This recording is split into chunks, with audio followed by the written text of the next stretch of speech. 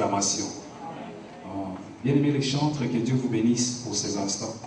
Comme je ne cesse de le dire, que vous avez une lourde responsabilité de nous amener par le chant devant la face de Dieu. Et en tout cas, souffrez que aujourd'hui, que Dieu vous bénisse et que Dieu se souvienne de cette tâche. Amen. Je voudrais d'abord remercier tous ces bien-aimés, comme nous sommes ici enfants de Dieu, vous vous êtes donné la peine de vous déplacer pour venir prier aujourd'hui avec nous, spécialement ici dans cette salle. Je voudrais vraiment, au nom de ces dieux-là, vous remercier de votre présence ici. Et je voudrais que vous puissiez acclamer pour vous-même.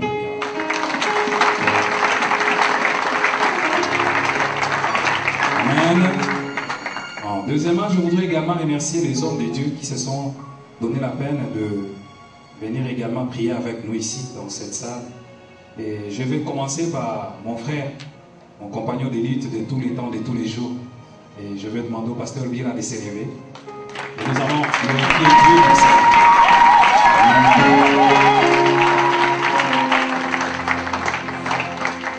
Oui, dans cette salle aussi, nous avons la présence de notre maman, la femme de notre pasteur leader, le pasteur Guillaume Molombela. Il y a maman Francine qui est là. Maman Francine, c'est très célébré.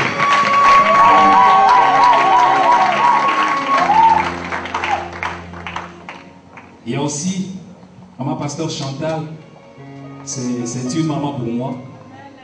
Et c'est également un encouragement. Je ne cesse de dire à cette maman que tu es un encouragement pour moi. Je voudrais que vous puissiez vous lever afin que le peuple de Dieu.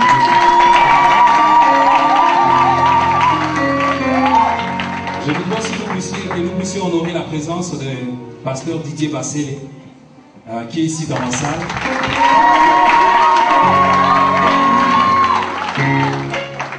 Il y a aussi le berger Jean César qui est venu pour prier avec nous spécialement aujourd'hui. Berger, si vous pouvez vous lever, que le peuple de Dieu.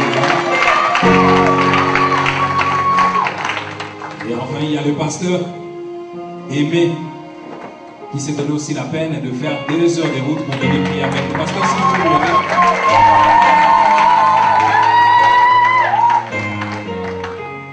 Amen. Amen. Et aujourd'hui, c'est un grand jour, bien-aimé. Comme mon bien-aimé l'expliquait, je me souviens sur la route de l'aéroport, pasteur Roland, qu'on a intitulé « C'est les jours du Seigneur ». Alléluia. C'est les jours du Seigneur. Et pour moi, aujourd'hui, spécialement, c'est un accomplissement de quelque chose que j'attendais il y a longtemps. Vous savez, quand vous marchez avec Dieu, il y a des signes que vous demandez à Dieu. Et l'accomplissement de ces signes d'aujourd'hui, moi, personnellement, ça me permet de confirmer que tout ce que Dieu a dit pour le reste, je vais voir cela s'accomplir. Alléluia. Et ainsi, ici, j'ai l'honneur de vous présenter, ce sera lui, notre prédicateur de ces jours. C'est un grand frère pour moi. Moi, j'aime bien l'appeler Yadalo.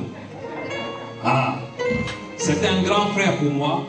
Et au même moment plutôt, c'est un modèle. Moi, je lui dis, le principe, c'est la ceux qui m'ont koufi, non, nous devons avoir cette habitude de nous le dire quand nous sommes vivants comme ça. Et moi, naïe bisagango, nalubi Yadalo, osa modèle, osa exemple. Osa modèle, osa exemple. Vous savez, par ce temps où les modèles sont devenus rares, le peu où nous avons regardé, il faut que une grande responsabilité. Alléluia. Et ainsi, sans plus tarder, je vais demander, c'est le pasteur Roland Dalo qui va nous amener la parole aujourd'hui.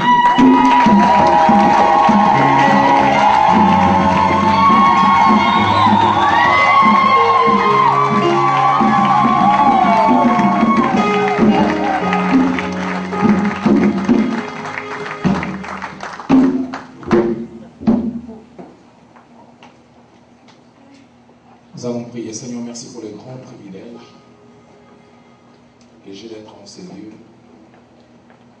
Et j'ai la ferme conviction qu'en ces jours et à cette heure, il n'y a aucun autre endroit au monde où tu aurais voulu que je sois si c'est ici.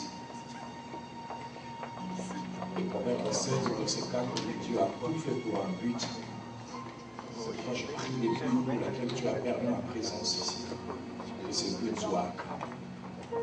Je voudrais te demander une faveur. J'ai une petite expérience dans l'œuvre de Dieu. donne la possibilité de parler à différents auditoires. Mais chaque fois,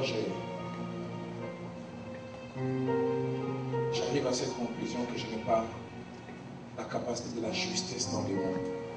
Il m'arrive quelquefois que je sois ici, j'arrive pas encore très bien à prononcer les noms de la ville. Mais je dis aussi un grand merci au pasteur qui est absent, mais son épouse est là. Il a permis ce déplacement de Kinshasa. C'est lui principalement qui a élaboré l'invitation pour que je vienne. Merci aussi au pasteur Bogi, un homme que j'ai appris à connaître et à apprécier. Merci aussi à vous de venir. C'est toujours bien de prêcher devant un auditoire. C'est vrai que l'onction ne dépend pas de la quantité des personnes, mais c'est toujours agréable d'avoir des gens devant soi. Merci aussi aux hommes de Dieu. Certains, je m'imagine, ont eu à faire leur culte chez eux et ils ont classé dans leur programme d'être ici. Et puis je vous donnerai les thèmes que Dieu a mis dans mon cœur.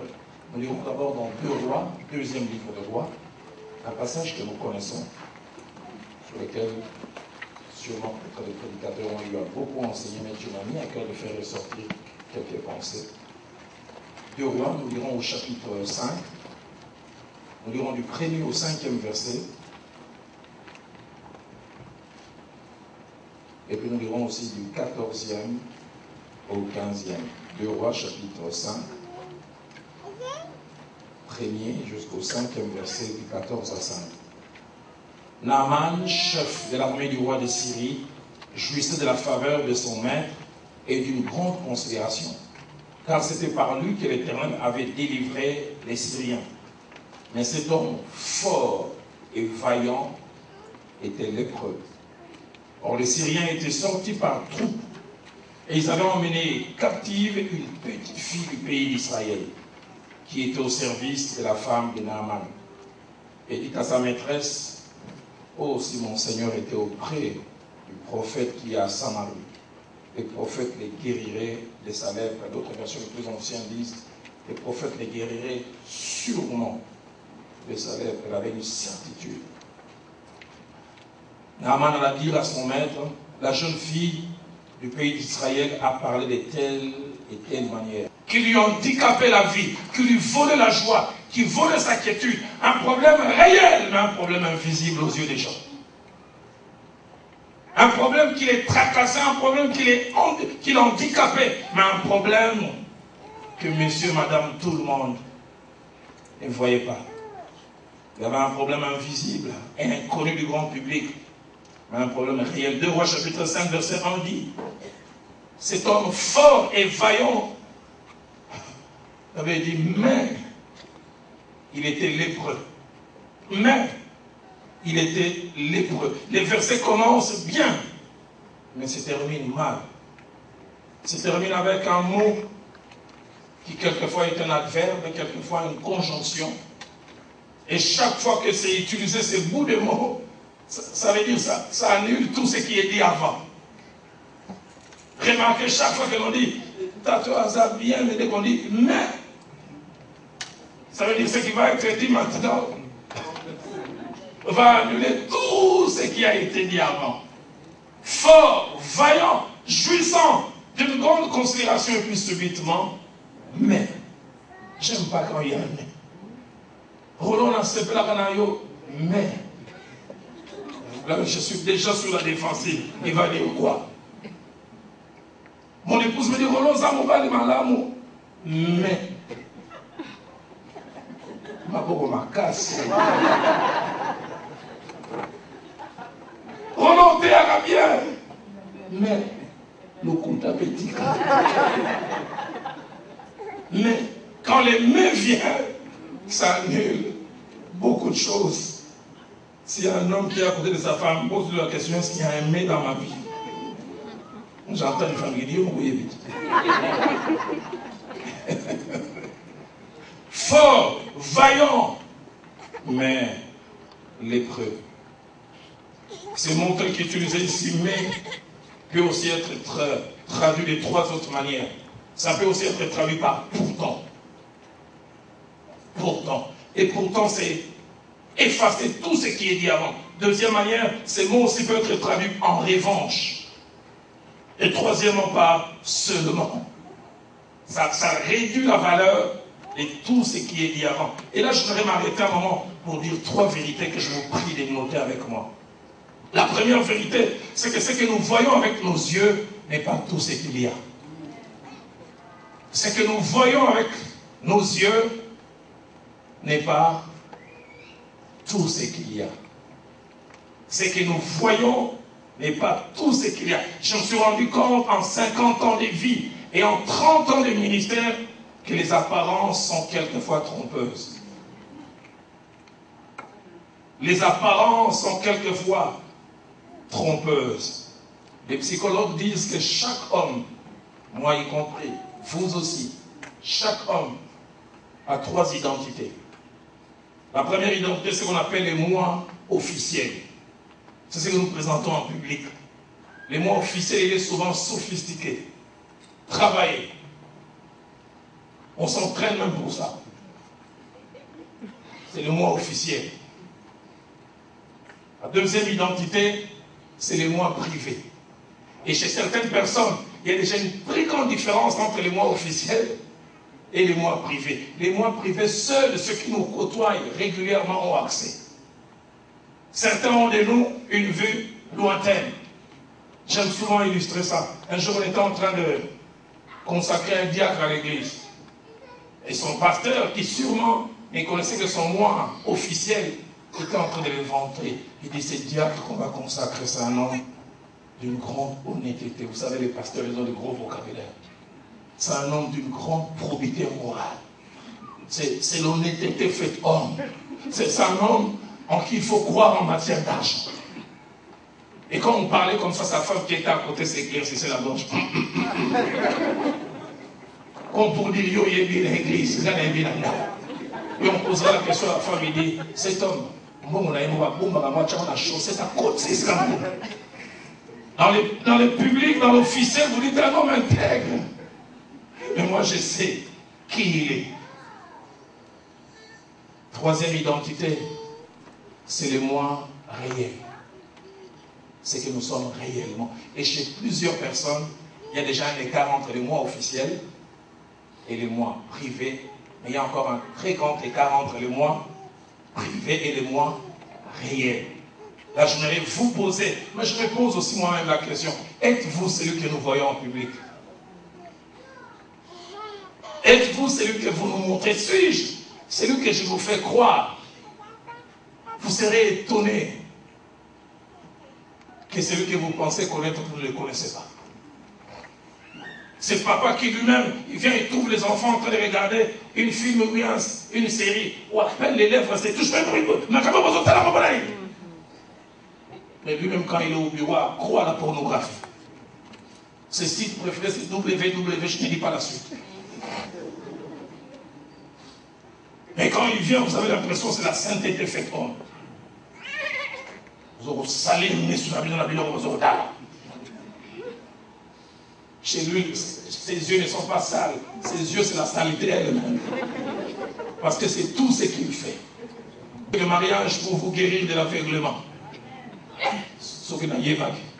Une femme vient un jour au bureau du pasteur. L'ail. On va aller dans petit frère, il y a Satan,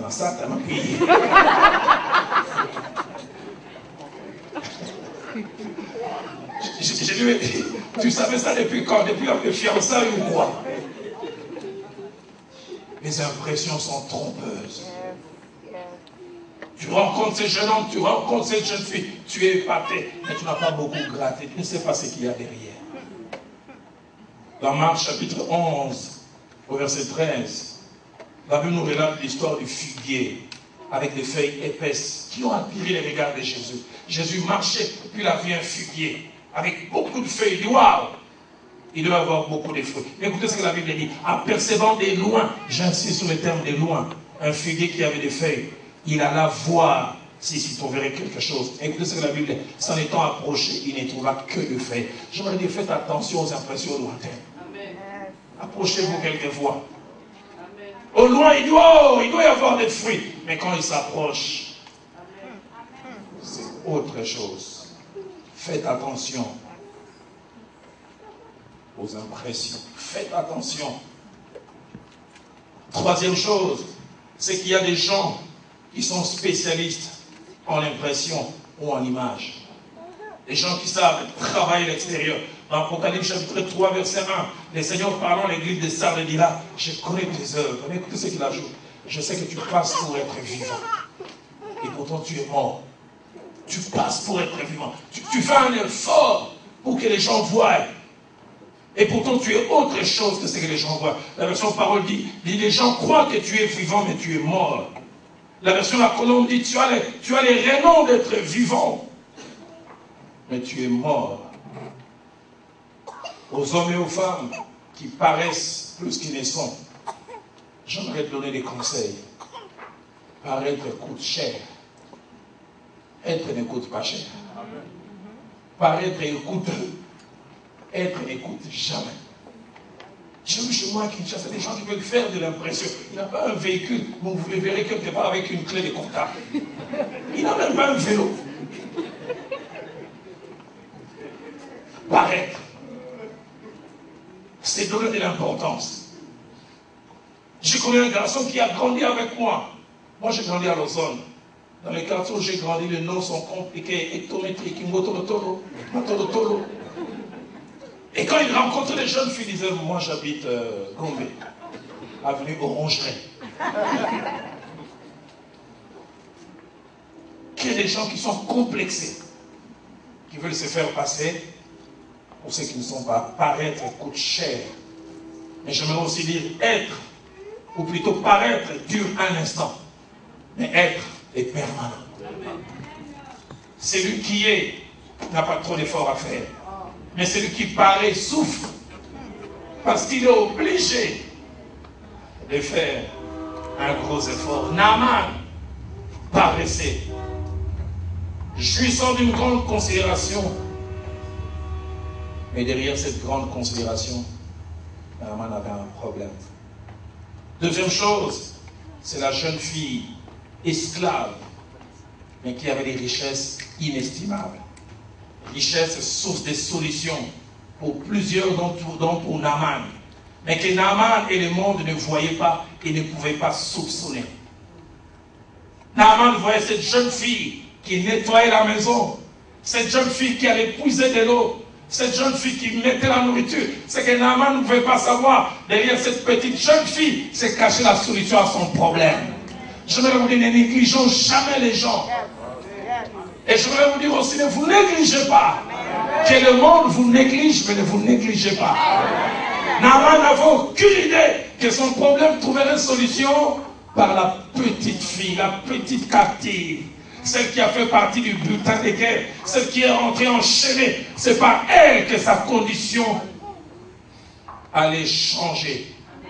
Concernant cette jeune fille, je vais aussi dire 5 choses que je vous prie de noter.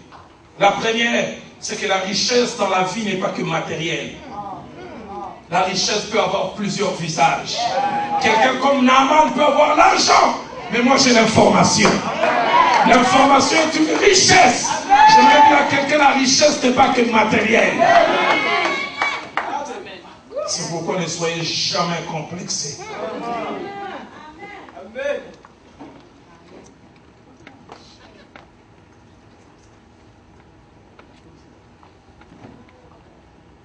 Corinthiens chapitre 1, versets 5 à 7, l'apôtre Paul parlant à l'église de Corinthe, il dira, vous êtes riches en dons, riches en connaissances, il ne vous manque rien du tout. C'est ça, on a reporté l'éclipse solaire. Il y a 2 ans, on a dit, il y aura éclipse solaire. Il faut acheter les lunettes, sinon vous serez aveugle. On a vendu ces lunettes. Les jours J, pas d'éclipse. Un journaliste est passé à la télévision et l'éclipse est reporté. Ne reportez jamais votre bonheur. Réjouissez-vous de ce que vous avez en attendant que Dieu vous donne plus. Cette jeune fille n'avait pas tout sur le plan matériel, mais elle avait une information qui pouvait changer la vie de quelqu'un. J'aime beaucoup Actes 3, verset 6. La première fois que j'ai lu ça, je dis, Seigneur, apprends-moi à cultiver ça. Souvent, nous restons trop sur ce que nous n'avons pas. Écoutez ce que l'apôtre Pierre dit au paralytique de la porte. Il dit, or, je n'ai pas, argent, je n'ai pas. Mais ce que j'ai, Ne nous limitons pas à regarder simplement ce que nous n'avons pas. Ayons aussi conscience de ce que nous avons. Ça, je n'ai pas. Ça, je n'ai pas encore, mais ça, j'ai. La paix de Dieu, je l'ai. La quiétude, je l'ai. Je n'ai pas la meilleure voiture du monde, mais j'ai quelque chose. 1 Corinthiens chapitre 12, verset 11. L'apôtre Paul dira, je n'ai été inférieur en rien à ces apôtres par excellence. Mais j'aime ce qu'il ajoute.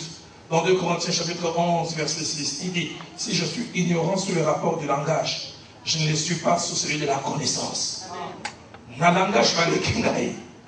Ils sont plus éloquents que moi, mais dans la connaissance, aide-moi à être conscient de ce que j'ai aussi. Pas seulement se limiter sur ce que je n'ai pas. Ne passez pas trop votre temps à vous comparer aux autres. Yes. Amen.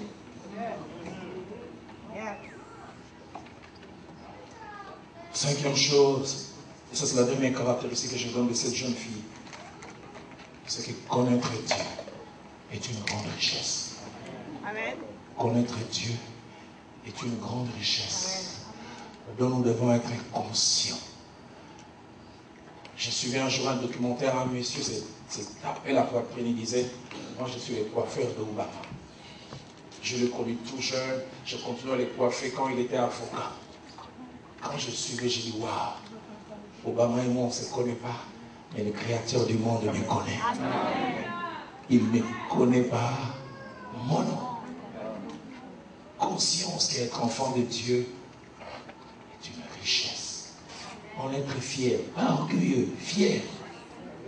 C'est quoi Jérémie 9, 23, 24 que nous avons lu. Écoutez ce que le Seigneur lui-même dit. Que le sage ne se glorifie pas de sa sagesse.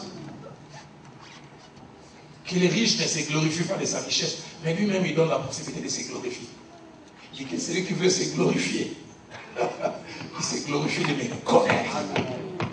Il dit, si je connais Dieu, Dieu me connaît. Il dit, ne te glorifie pas à cause de la sagesse. Je me dis aux enfants de Dieu, ne soyez jamais complexés. Vous avez en vous celui de qui la Bible dit, Christ en nous l'espérance de la gloire. Celui qui est en nous est plus fort que celui qui est dans le monde. Et cette jeune fille, elle était consciente de cela. Et consciente de cela, cette jeune fille a posé 4 actes. 4 actes qui ont changé non seulement la vie de cet homme, mais la vie de l'histoire de toute une nation. Premier acte, elle, la petite esclave, a ouvert sa bouche et a parlé avec assurance du Dieu qu'elle connaissait. Et du Dieu qui était capable de changer la condition du grand général. J'aimerais dire, il y a un temps pour se taire, mais il y a aussi un temps pour se présenter. Elle est restée longtemps silencieuse. Un jour, elle s'est dit, non, je dois parler. Elle s'est levée, une manière de dire, général Naaman, le problème que tu as, moi, la petite esclave, j'ai la solution. Donne-moi quelqu'un qui est conscient que ce que j'ai peut changer la vie de cette personne. Remarquez qu'on n'est pas venu la demander, c'est elle qui allait présenter ses services. Donne-moi quelqu'un qui est conscient de ça. Quand j'étais en train de prier ce matin, l'Esprit de Dieu m'a parlé distinctement de 2 personnes. Il y a un homme qui aujourd'hui est marié. Dieu m'a donné un détail, ta maman est morte. Tu étais très jeune, tu n'avais même pas encore 15 ans. Et Dieu m'a montré que ta maman était une chrétienne, fervente chrétienne. Dieu me montre que ta maman t'a amené à l'église. Je vu même une image tout petit, tu chantais. Mais aujourd'hui, tu mènes une vie et désordre. Il arrive même quelquefois, toi-même, tu t'arrêtes, tu dis, si maman était vivante, elle ne supporterait pas de voir ce que je suis devenu. Mais j'ai vu une image bizarre. Je vis tout jeune, tu étais très malade, presque prête à mourir. Et cette maman a levé les mains vers le ciel en te portant en disant, Seigneur, que cet enfant ne meure pas, parce que les médicaments n'arrivaient plus à rien à faire pour ta santé. Et il a dit, Seigneur, si tu gardes cet enfant, je te le consacrerai. Il va te servir. Et Dieu a entendu la prière de cette maman. Et je voyais même dans mon esprit, quand tu grandissais, ta maman te les rappelait. Tu disais, tu es le fruit de la prière. Ce soir ici, il y a quelqu'un qui est bénéficiaire des grâces de Dieu. Et c'est les prières d'une maman. Dieu me disait, il m'a fait déplacer de loin pour que tu reviennes à lui ce soir. J'aimerais te le dire, je ne te menace pas. C'est tellement important. Dieu m'a dit, si tu rates cette occasion ce soir de revenir au Dieu des mamans, tu finiras en prison les jours qui viennent.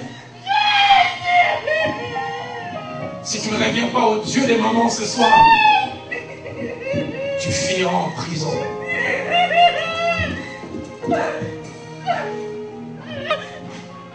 Il est venu ramener à la maison quelques personnes. Il y a 50 ans, vous faites des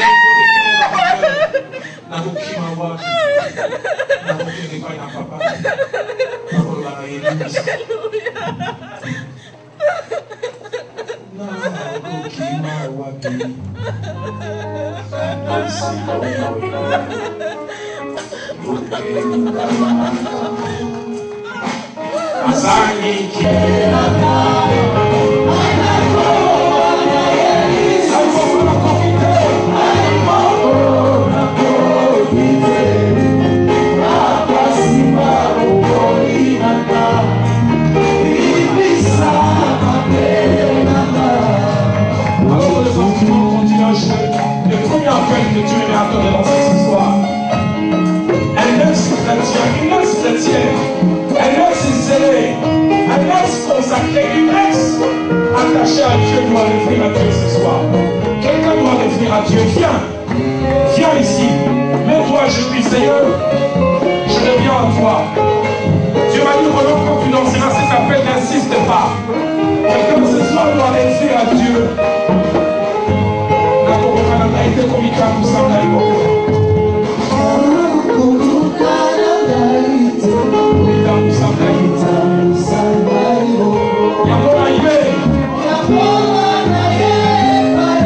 Il y a quelqu'un d'autre qui doit venir ici. Viens. Ce soir, tu reviens.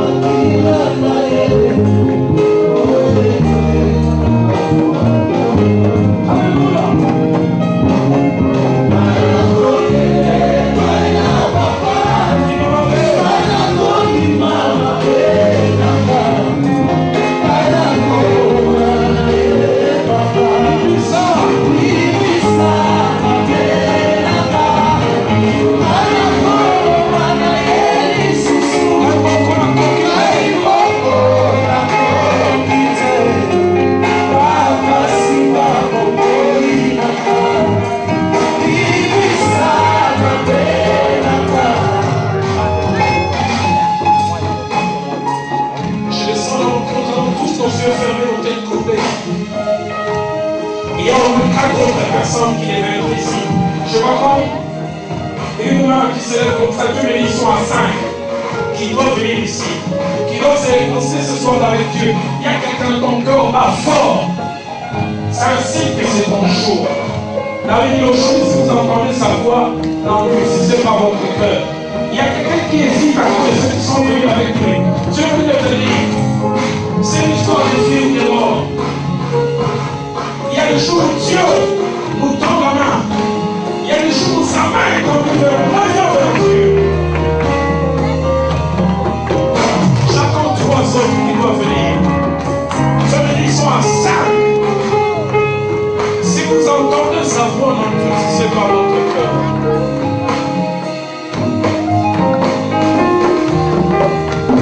C'est tellement important. Venez. Comme l'arche de Noé. Ne laissez pas que l'arche soit fermée et que les déluges du jugement tombent. La grâce de Dieu dure un instant. Après sa grâce vient son jugement. Je vais supplier Seigneur, venez. C'est tellement important pour votre futur. Aujourd'hui, si vous entendez sa voix, n'endurcissez pas votre cœur.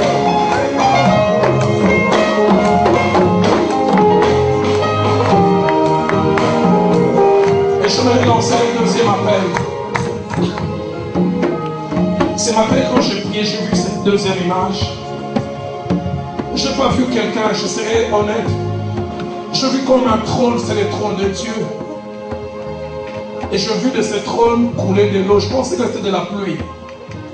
Et quelqu'un m'a dit, ce sont les larmes de Dieu. Les larmes. Et je dis pourquoi? Je regardais à côté, il y avait comme des contrats signés. Et quelqu'un me faisait lire, il dit, regarde, bateau va signer qui va contrat. Si tu fais ça, je ferai ça pour toi. Et Dieu m'a dit, mon nom, tu vas prêcher. Il y a plusieurs avant de quitter l'Afrique. Ils étaient tôt contre les murs. Leur situation était difficile. Leur démarche était dure à passer. Et certains ont fait des promesses à Dieu.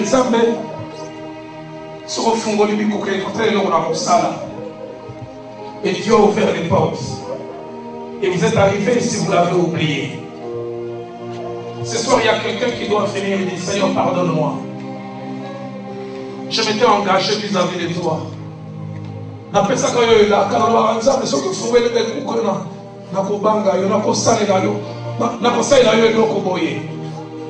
Je vous en supplie. Je ne dis pas ces choses par moi-même. C'est Dieu qui m'a envoyé. D'ici 20-25 minutes, on va finir. Et si quelque chose vous arrive, je dirai au Créateur, Seigneur, ce soir-là, moi je fais ma part. J'ai tout fait pour l'aider à agir ou à réagir. Je vais dire à quelqu'un, viens. Viens lui dire, Seigneur, pardonne. Pardonne. Donc je fasse ça et puis je ne vais pas insister. Je dirai au Créateur du ciel et de la terre, Seigneur, qui n'a pas réagi. 1, 2, sur les chemins de ta vie. Dieu t'avait donné des opportunités. Il y a 3 ans en arrière, tu as touché entre tes mains plus de 10 000 $. Je vais même des chiffres 15 000. Et tu as tout dilapidé. Aujourd'hui même pour toucher et faire. Il y a ce soir ici une femme qui était sortie avec un homme qui avait beaucoup d'argent. Je te vois même. Toi tu l'aimais, mais ta famille ne l'aimait pas. Ta famille est minimisée. C'est important au pays. Et souvent quand tu restes, tu as des regrets. Je vais inviter l'homme de Dieu, le pasteur Aimé. Il va venir prier pour les 3 catégories de personnes qui se sont avancées. Si tu as raté des occasions sur le chemin de ta vie, Dieu t'avait ouvert les portes, mais tu n'as pas identifié cela. Lève-toi ce moment.